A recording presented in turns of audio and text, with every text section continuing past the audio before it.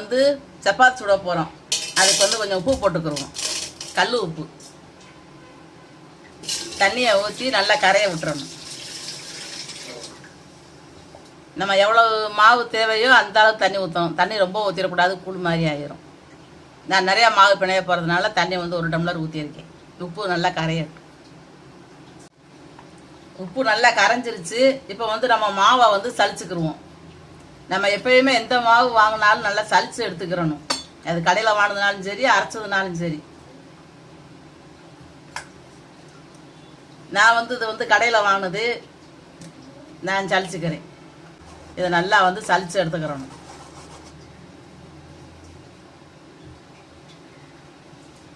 ஏன்னா நம்ம மொத்தமாக மாவு வாங்கி போட்டு வச்சுருக்குறோம் அப்படின்னா வண்டு வைக்கிறதுக்கும் சான்ஸ் இருக்குது. சில இதுகளில் வந்து எறும்பு வந்து உள்ளே போயிடும் மாவுக்குள்ளே, நம்ம வாளியில் வாங்கி வச்சு போட்டு வச்சுருந்தோம்னா. அதனால் நம்ம வந்து சப்பாத்தி சுடும்போது, சப்பாத்தியோ பூரியோ சுடுறதுக்கு நம்ம மாவு பிணையும் போது ஒரு சலிப்பு சலிச்சுக்கிறணும். இதனால் முதல்ல வந்து நல்லா பிணைஞ்சிக்கிடுவோம்.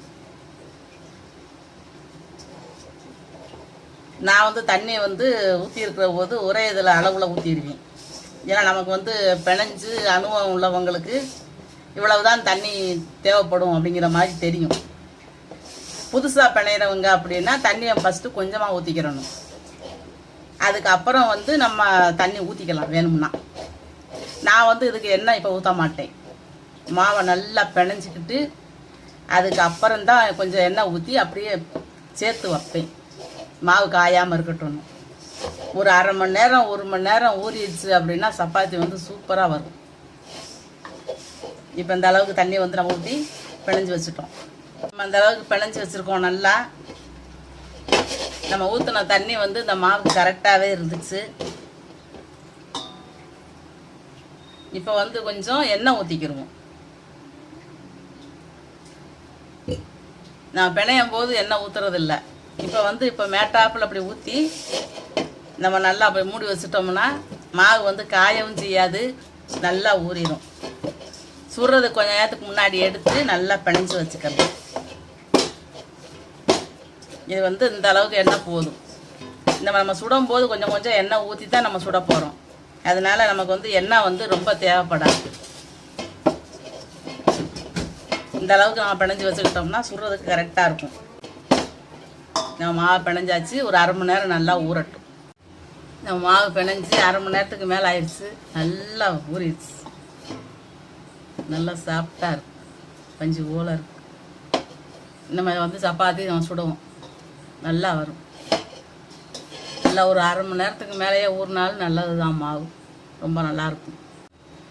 இப்போ வந்து சப்பாத்தி கட்டையை வச்சுருக்கோம், கொஞ்சம் மாவு போடுவோம்.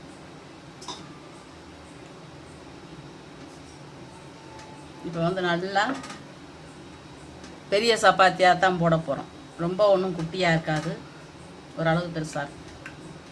நம்ம மாவு போட்டு தான் தேய்க்கணும். பூரி சுடுறோம் அப்படின்னா நம்ம வந்து மாவு போட்டு தேய்க்கக்கூடாது.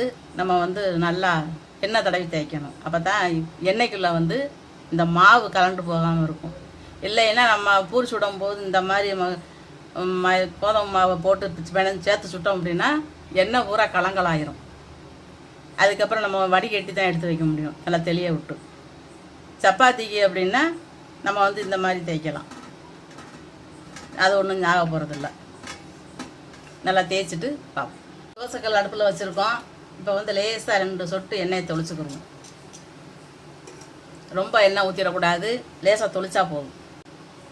இப்போ நம்ம தேய்ச்ச சப்பாத்தியை அதில் போட்டோம். இதுக்கு மேலே ஒரு 2 சொட்டு தொளிச்சு விட்டுக்கிறோம், அவ்வளோதான். நம்ம ரொம்ப எண்ணெய் ஊற்றினோம் அப்படின்னா சப்பாத்தி ஃபுல்லாமே எண்ணெயாக தான் இருக்கும். சுட சுட சாப்பிட்டா நல்லாயிருக்கும். கொஞ்சம் நேரம் ஆறிடுச்சுன்னா வெறும் எண்ணெயாக தெரியும் சப்பாத்தி பூரா. அதனால் நம்ம லேசாக தோசை கல்லில் கொஞ்சம் எண்ணெய் தொளிக்கணும், சப்பாத்திக்கு மேலே கொஞ்சம் எண்ணெய் தொளிக்கணும், அவ்வளோதான். சப்பாத்தி நல்லா பொசுன்னு கிளம்பி வருது. இப்போ வந்து திருப்பி போட்டுக்குவோம். ஒரு 5 நிமிஷம் வெந்தால் போதும். நம்ம அப்படியே திருப்பி போட்டு எடுக்க வேண்டியதான். நான் அடுப்பை கொஞ்சம் கூட வச்சுருக்கேன், அதனால தான் இப்படி தெரியுது. குறைச்சி வச்சோம்னா நமக்கு நல்லாயிருக்கும். நம்ம சீக்கிரம் வேகணுங்கிறதுக்காக நம்ம வந்து கொஞ்சம் அடுப்பு அதிகமாக வச்சுருக்கேன்.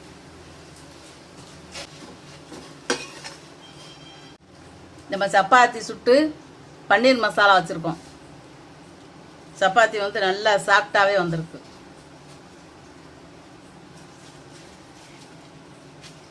நல்லா பஞ்சு போல் இருக்கும்.